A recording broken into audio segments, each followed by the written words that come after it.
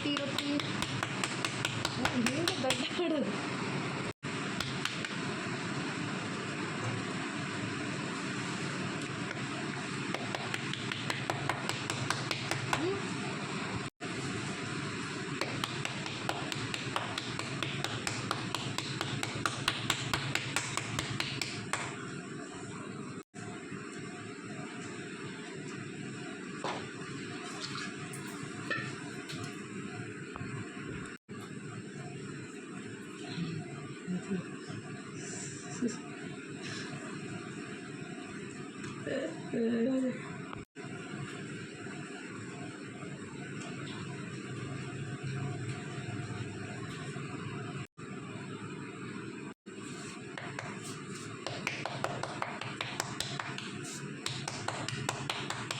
ಬನ್ನಿ ರೊಟ್ಟಿ ತಿನ್ನೋಣ ಎಲ್ಲರೂ.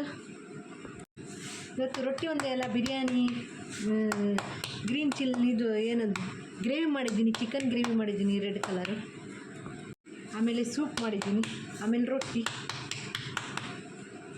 ನೈಟ್ ಕಬಾಬ್ ಮಾಡೋದು.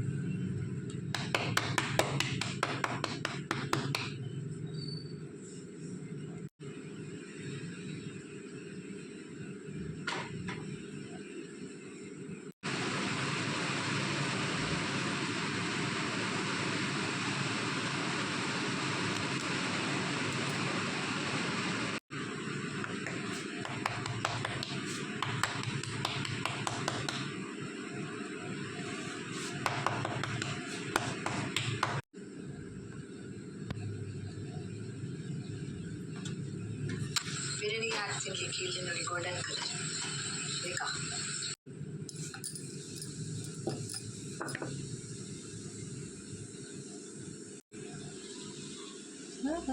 ಬನ್ನಿ ಬನ್ನಿ ಬನ್ನಿ.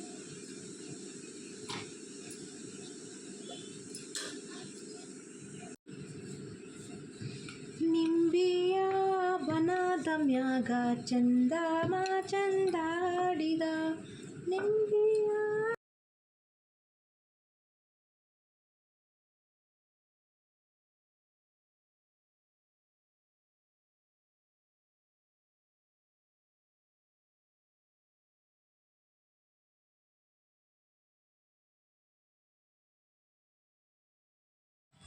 ಬಿರಿಯಾನಿ ಮಾಡಿದ್ದೀನಿ ಫ್ರೆಂಡ್ಸ್, ಬಿರಿಯಾನಿ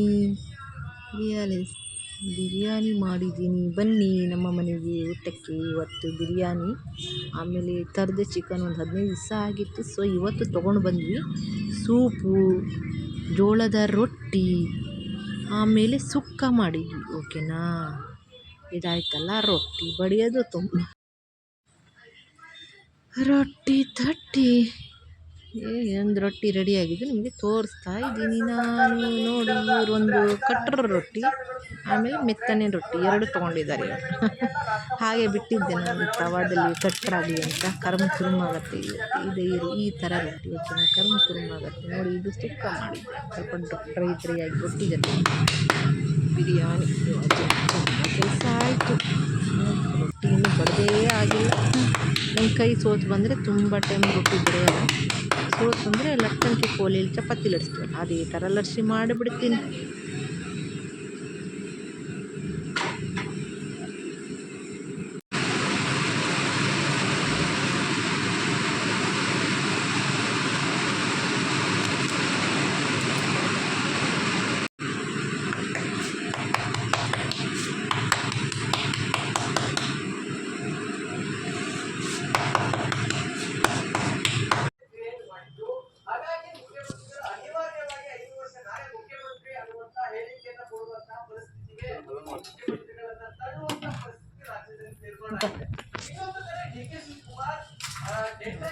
ಚಿಕನ್ ಗ್ರೇವಿ ಸುಕ್ಕ, ಡ್ರೈ ಸುಕ್ಕ.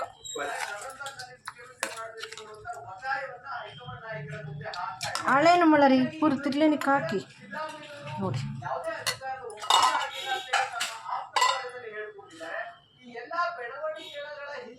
ನೋಡಿದ್ರಲ್ಲ. ಸಭೆ ಆಗಿರೋದ್ರಿಂದ ಅತ್ಯಂತ ಮಹತ್ವವನ್ನ ಪಡೆದುಕೊಂಡಿದೆ. ಈ ಸಭೆಯಲ್ಲಿ ಒಂದು ಸ್ಪಷ್ಟ ನಿರ್ದೇಶನ ಕೊಡ್ತಾರೆ. ಈ